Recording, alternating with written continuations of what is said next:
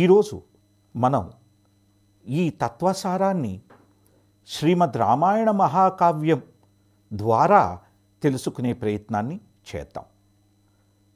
ఇందులో ఉపనిషత్తులు, ఇతిహాసాలు, పురాణాలు అనేక రకాలైనటువంటి కోణాలలోంచి, యాంగిల్స్లోంచి దీన్ని అర్థం చేసుకోవడానికి ప్రయత్నిద్దాం. అది అర్థం చేసుకోవడమే కాదు, ఇందులో మన సమాజానికి అవసరమైనటువంటి విషయాల్ని కూడా మనం చర్చించుకుంటూ మెల్లిమెల్లిగా వెడదాం. ఇవి చర్చించుకునేటప్పుడు మనం గుర్తుపెట్టుకోవాల్సిన ముఖ్యమైన విషయాలు కొన్ని ఉన్నాయి. ఏమి చేసినా కూడా మనం అంత వినయంతో చెయ్యాలి అనేటువంటిది చాలా ముఖ్యమైన విషయం. ఆ వినయాన్ని కాస్త ప్రాక్టీస్ చేయడానికి ముందర గురుధ్యానం చేయబోతున్నాను. ఓం అజ్ఞానతిమిరాంధస్య జ్ఞానాంజనశలాకయా చక్షురున్మిళితం येन తస్మై శ్రీ గురవే నమః. శ్రీచైతన్యమనోభీష్టం స్థాపితం येन భూతలే స్వయం రూపకదా మహ్యం దదాతి స్వపదాంతికం. ఈరోజు మనం చర్చించబోతున్న శ్రీమద్ రామాయణ మహాకావ్యంలో చాలా ముఖ్యంగా అనేక తత్వాలు ఉన్నాయి. మొదట చూశారంటే మొదటి శ్లోకంలోనే శిష్యుడు గురువుని ఎలాగ ఆశ్రయించాలి అనేటువంటి శిష్యుడి యొక్క ప్రవర్తన తత్వం, గురువు యొక్క ఆ శరణాగతిని స్వీకరించే తత్వం రెండూ కూడా చెప్పబడుతున్నాయి.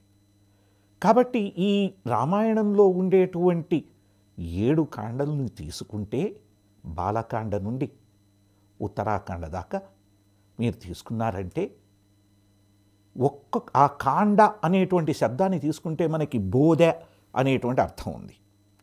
అంతేకాకుండా ఒక రెమ్మ అనేటువంటి అర్థం ఉంది. కాండ అనేటువంటి శబ్దానికి ఒక సంఘటన, ఇన్సిడెంట్ అనేటువంటి అర్థం ఉంది. ట్రంక్, ఇన్సిడెంట్, స్కేప్, ట్విగ్, ఇలా అనేక రకాలైనటువంటి అర్థాలు దానికి ఉన్నాయి. అంటే ఈ కావ్యం బాలకాండ నుండి ప్రారంభమై అయోధ్యకాండకు వచ్చి మెల్లిమెల్లిగా అలాగా ఒక చక్కటి జీవన సారాన్ని, జీవన శైలిని నేర్పించేటువంటి ఒక వృక్షంగా తయారవుతోంది. ఎంత చక్కటి వృక్షమయ్యా అంటే ఈ వృక్షంలో మనకి వాల్మీకి మహాముని అన్ని రకాలైనటువంటి విషయాలని మనకి నేర్పిస్తున్నారు. అన్ని రకాలైనటువంటి అంటే మొట్టమొదట గురువుని ఎలా ఆశ్రయించాలి అనేటువంటి విషయాన్ని చెప్తున్నారు. రెండవది గురువు దగ్గర నుంచి నేర్చుకున్న దాన్ని 10 మందికి ఎలా తెలియచేయాలి అనేటువంటి విషయాన్ని నేర్పిస్తున్నారు. మూడవది చెబుతున్న విషయంలో ప్రతిదానిని చక్కగా అందరికీ నచ్చేలాగా, ఎటువంటి ఇబ్బంది కలగకుండా ఆనందం కలిగేలాగా ఎలా చెప్పాలనేది కూడా చెప్తున్నారు. దీనికి మనం ఒక ఉదాహరణ తీసుకుందాం. అసలు రామాయణం ప్రారంభమయ్యే ముందర వాల్మీకి మహాముని తన శిష్యుడైన భరద్వాజుడితో తామస నదిలో స్నానం ఆచరించాలని వెళ్ళారు. అక్కడికి వెడితే ఒక చెట్టు మీద 2 క్రౌంచ పక్షులు కూర్చొని ఉంటే ఒక వేటగాడు వచ్చి ఆ క్రౌంచపక్షిని, అందులో ఒక క్రౌంచపక్షిని బాణంతో కొడితే ఆ క్రౌంచపక్షి ఎంతో బాధతో విలవెల్లాడుతూ చనిపోతూ ఉంటే రెండవ క్రౌంచపక్షి చాలా బాధపడుతూ ఉంది. అది చూడంగానే వాల్మీకి మహామునికి ఉద్వేగం కలిగింది. ఆ ఉద్వేగం కలిగి అందులో శోకం వచ్చింది. ఆ శోకంలోంచి మానిషాద ప్రతిష్టాన్ త్వమగమ శాశ్వతీ సమాహ యత్ క్రౌంచమిథునాధి కామవధి కామమోహితం అనేటువంటి శ్లోకం వచ్చింది. ఆయన శోకం నుండి ఒక శ్లోకం ప్రకటమైంది. ఒక 2 క్షణాలు ఆగారు. ఆయన ఆలోచించారు, ఏమిటిది? ఇంత తపస్సు చేశాను, ఇంత సాధన చేసిన నాకు ఈ ఆక్రోశం ఏమిటి అనుకున్నారు. కాకపోతే ఇది అయిన తర్వాత కాస్త నిదానించిన తర్వాత ఆయన ఆలోచిస్తూ ఉంటే ఆయన గుర్తుకొచ్చింది. ఇందాకల శ్లోకం చూశాడంటే మానిషాద ప్రతిష్టాం త్వం అగమ శాశ్వత సమాహ అంటే ఓ వేటగాడా చెయ్యొద్దురా, నువ్వు చాలా చెడ్డ పేరుని శాశ్వతంగా తెచ్చుకున్నావు అనేటువంటి ఉద్దేశంతో ఈ శ్లోకం ఆయన చెప్పారు. మొట్టమొదట 2 క్రౌంచ పక్షులు ఎంతో ప్రేమగా ఉంటే నువ్వు అందులో ఒక దాన్ని చంపేసేవే, ఎంత చెడ్డ పనిని చేసావురా అని చెప్పారు. కానీ కాసేపు ఆగిన తర్వాత ఆయనకు ఆలోచన వచ్చింది. మా అంటే అమ్మ లక్ష్మీదేవి, నిషాద ఎప్పుడూ స్వామివారి పరమై స్వామివారి వక్షస్థలం మీద ఉండేటువంటి ఆవిడ. అంటే ఓ స్వామి, ఎవరైతే లక్ష్మీదేవిని నీ వక్షస్థలం మీద ఉంచుకున్నావో, మానిషాద అంటే ఓ మాధవ, ఓ శ్రీనివాస, నీ యొక్క శ్రేయస్సుంది చూసావా, ఎంతో గొప్పదయ్యా. ఎందుకంటే చక్కగా ఉన్నటువంటి పరివారంలోంచి రావణాసురుడు వచ్చి సీతమ్మ వారిని ఎత్తుకుపోవాలని ప్రయత్నిస్తూ ఉంటే వాడిని చంపావు కదా, అందుకని నీ శ్రేయస్సు చాలా గొప్పదయ్యా అని చెబుతూ, ఆహా ఇదా భావం, ఈ భావం నాకు వచ్చిందా, ఇలా వచ్చిందా, నేను ముందర శ్లోకం అనుకున్నది ఇప్పుడు స్వామివారిని స్తుతించే శ్లోకమైందా అనేటువంటి ఆనందంలో ఆయన తరించారు. అయితే వారికి ఆలోచించి వచ్చింది కాదు ఇది, అనుకోకుండా వచ్చింది. వచ్చిన దానికి ఒక ఛందస్సు వచ్చింది. ఎటువంటి ఛందస్సు అది? మనం మామూలుగా ఎక్కడైనా సరే పూజలు అవి చేసేటప్పుడు అనుష్టుప్ ఛందః అంటాం. అనుష్టుప్ ఛందః, అనుష్టుప్ ఛందః అంటే ఏమిటి? 32 అక్షరాలు ఉండేటువంటి ఒక వ్యాకరణం. ఇందులో గ్రామర్ కూడా నిక్షిప్తం చేశారు చూసారా, 32 అక్షరాలు. ఎగ్జాంపుల్ తీసుకుందాం మనం. మా ని షా ద ప్ర తిష్ ష్ఠాం త్వ అగ అ గ మ ష శ్వ తి స మాహ. మొదటి పంక్తిలో 16. యత్ క్రౌంచ మి ధు నా దే కం అవధి కామ మోహితం. మళ్ళీ 16. 16 + 16 32 అక్షరాలు. మీరు రామాయణంలో ఏ శ్లోకాన్ని తీసుకున్నా కూడా మొదటి శ్లోకం నుంచి 24,000వ శ్లోకం దాకా తీసుకున్నా అందులో స్వామివారి స్థితితో పాటు ఈ ఛందస్సు, అనుష్టుప్ ఛందస్సు యథావిధిగా మారకుండా చక్కగా కనబడుతుంది. అందులో గ్రామర్ కూడా ఇన్కార్పొరేట్ చేశారు ఆయన. వ్యాకరణాన్ని నిక్షిప్తం చేసి మనకి చక్కగా నేర్పిస్తున్నారు. ఇలా నేర్పిస్తున్న ఈ రామ ఆయణం ఇక్కడ చూశారంటే శ్రీరామచంద్రుల వారి ప్రయాణము. శ్రీరామచంద్రుల వారి ప్రయాణం శ్రీరాముల వారి ఆవిర్భావంతో జరిగితే ఈయన ఆవిర్భవించారు కాబట్టి అక్కడ సీతాదేవి కూడా ఆవిర్భవించారు సుమా. ఈ రామాయణంలో సీతాయణం కూడా నిక్షిప్తమై ఉండి ఇది సీతారామాయణం అయ్యింది. ఎందుకంటే సీతారాములు, లక్ష్మీనారాయణులు, రాధాకృష్ణులు అని మాట్లాడుకుంటాం కానీ వేరుగా స్వామివారిని తలుచుకోం కదా. ఇది కూడా ఇందులో చక్కగా చెప్పబడింది ఈ శ్లోకంలో.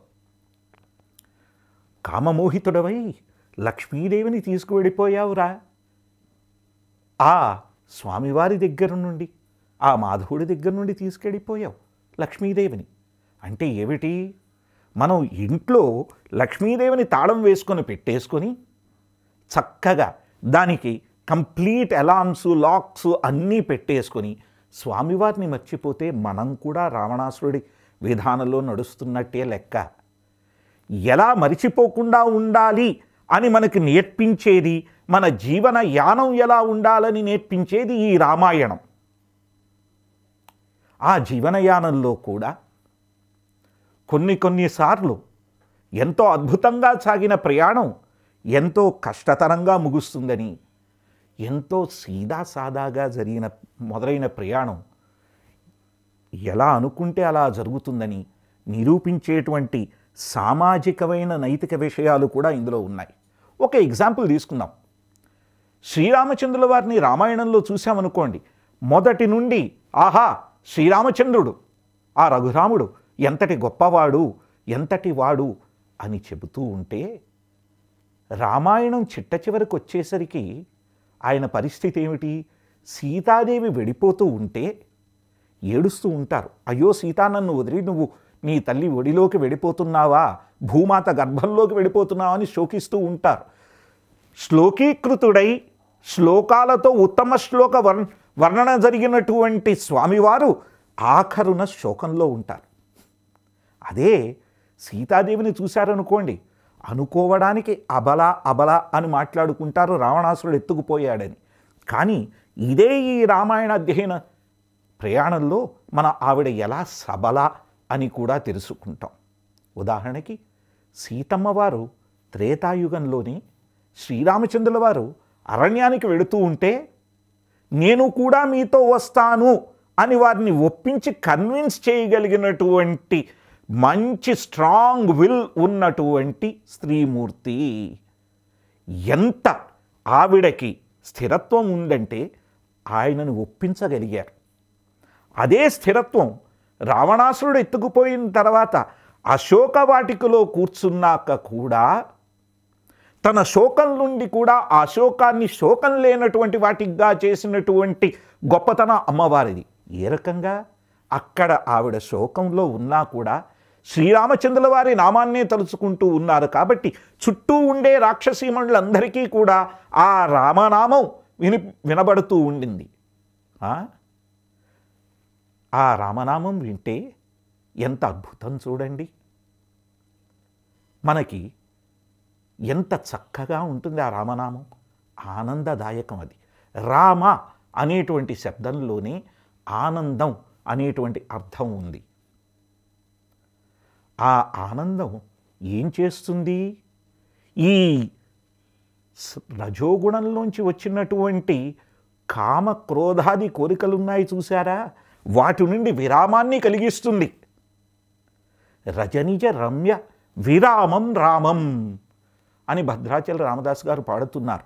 రజనిజ రమ్య అంటే ఈ రజోగుణం నుండి పుట్టినటువంటి రమ్యత్వం, కోరికలు, అందులో ఉండే ఆనందం నుండి విరామం కలిగించేటువంటిది రామనామము.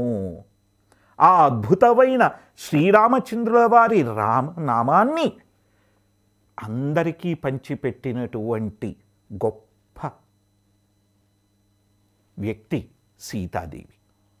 అంత దూరం ఎందుకండి?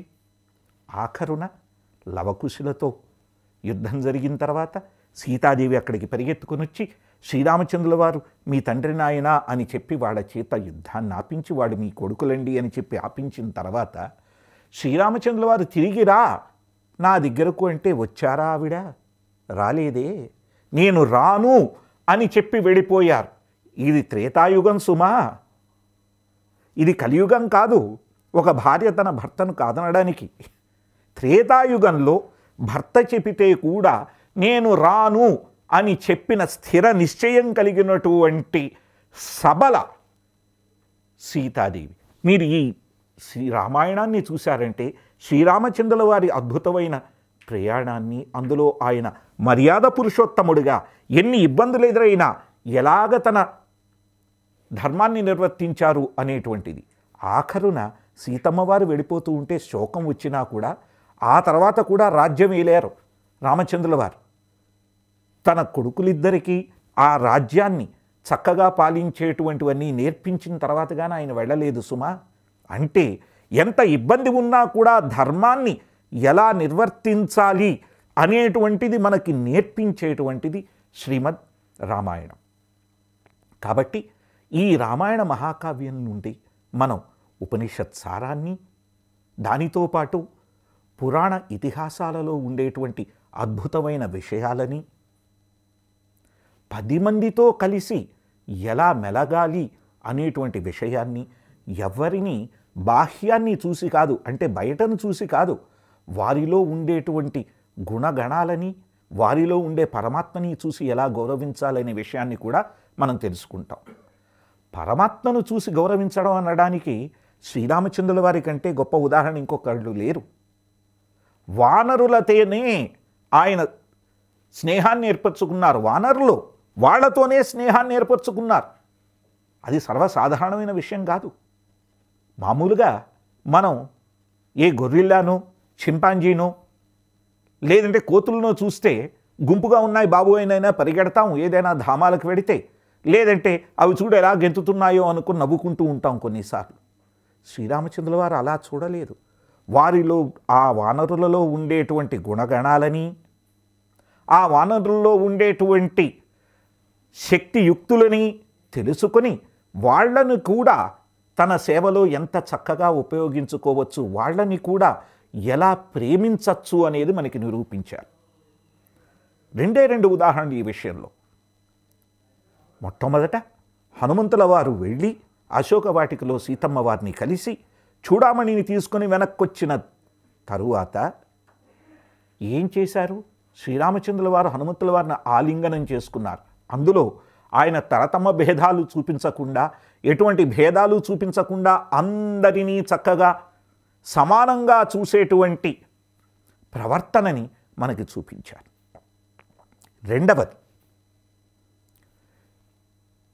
శ్రీరామచంద్రుల వారు వానర సైన్యం చక్కగా వెళ్ళి వారధిని దాటి అటువైపు వెళ్ళి లంకలో నిలబడి ఉంటే రావణాసురుడు వీళ్ళంతా ఎవరా ఏమిటా అని చూడ్డానికి తన కోట బురుజు మీదకొచ్చి నుంచున్నాడండి పైన. ఆ బురుజు మీద నుంచుంటే ఆ రావణాసురుడిని చూడంగానే సుగ్రీవుడికి కోపం వచ్చింది. ఏమని వచ్చింది? సీతమ్మ వారిని ఎత్తుకుపోతాడా ఈ రావణాసురుడు, వీడిని ఏవైనా చేయాలి అని చెప్పి వెంటనే సుగ్రీవుడు బలవంతుడు కదా, ఆయన గబుక్కని ఎగిరి రావణాసురుడి పక్కన వాలాడు. ఆయన ఇద్దరు యుద్ధం చేసుకుంటూ ఉన్నారు, ఒకరితో ఒకళ్ళు ముష్టి యుద్ధం చేసుకుంటూ ఉన్నారు. రావణాసురుడు ఇతన్ని కొడుతూ ఉన్నాడు, ఇతన్ని రావణాసురుడు కొడుతూ ఉన్నాడు, రావణాసురుడు ఈయన్ని బాగా కొడుతూ ఉన్నాడు సుగ్రీవుడిని. చివరికి సుగ్రీవుడు యుద్ధం చేస్తూ కాసేపటి తర్వాత ఆయనకు ఆలోచన కలిగింది, ఇదేమిటిది, నేను ఇంత ఆవేశపడ్డాను, ఈ రావణాసురుడిని చంపడానికి వచ్చింది శ్రీరామచంద్రుల వారు కదా, నేనెందుకు ఇక్కడ ఆవేశపడి వచ్చాను, చాలులే నేను చేస్తున్న తొందరపాటు అని చెప్పి వెనక్కి తిరిగి వెడతాడు. తిరిగి వెడితే శ్రీరామచంద్రుల వారి దగ్గరికి వచ్చి, రామచంద్ర నేను తొందరపడ్డాను కదా అంటాడు. అది కాదు మిత్రమా, నువ్వు ఇంత తొందరపడి ఆ రావణాసుడితో యుద్ధానికి ఎందుకు వెళ్ళావు? నాకు సీత దొరికినా దొరక్కపోయినా బాధ లేదు, కానీ నీ వంటి మిత్రుణ్ణి పోగొట్టుకుంటే ఇంకేవైనా ఉందా, దానికంటే గొప్ప లాస్ ఉందా అంటారు. చూసారా, ఇంతకంటే నష్టం లేదంటారు. అంటే ఒకళ్ళతో స్నేహం ఏర్పరచుకుంటే వాళ్ళ మీద ఎంతటి అభిమానాన్ని పెంచుకొని శ్రీరామచంద్రుల వారు తన జీవనయానం చేస్తూ మనని స్నేహితులతో, బంధువులతో, మన చుట్టూ ఉండే సమాజంతో ఎలా నడుచుకోవాలి అనేటువంటి జీవనయాన విధానాన్ని కూడా ఈ శ్రీమద్ రామాయణం మనకి చెప్తూ ఉంది. కాబట్టి రామాయణము అనేటువంటి ఈ మహాకావ్యంలో సీతాయణం కూడా కలిసి ఉంది. అందులో జనక మహారాజు వీరితో శ్రీరామచంద్రుల వారు ఎలాంటి సఖ్యతని, ఎలాంటి ప్రవర్తనని, ఎలాంటి చక్కటి జీవన శైలిని ఆయన చూపిస్తూ వచ్చారు అనేటువంటి విషయం కూడా ఈ శ్రీమద్ రామాయణంలో ఇమిడి ఉంది. ఈ రామాయణంలో మనకి వెడుతూ ఉంటే గురుతత్వం, మాతృతత్వం, భ్రాతృతత్వం, శిష్యతత్వం, పరబ్రహ్మతత్వం, భగవత్తత్వం, ఈర్ష్యాసూయలు ఇవన్నీ కూడా కనబడతాయి. ఒక కైకేయికి కలిగేటువంటి ఈర్ష్యాసూయలు, ఒక మందర విషాన్ని నింపడము, విషయాన్ని వక్రీకరించడం, ప్రవర్తన ఏ రకంగా మారుతుంది అని చూపించేటువంటి అనేక రకాలైనటువంటి సుగుణ దుర్గుణాల విషయాలు కూడా ఈ శ్రీమద్ రామాయణంలో పూర్తిగా ఇమిడి ఉన్నాయి. కాబట్టి ఈ రామాయణ అధ్యయనం చేసేటప్పుడు మనం ఆ శ్రీరామచంద్రుల వారిని మనస్ఫూర్తిగా ధ్యానం చేస్తూ వారిని, ఓ శ్రీరామచంద్ర,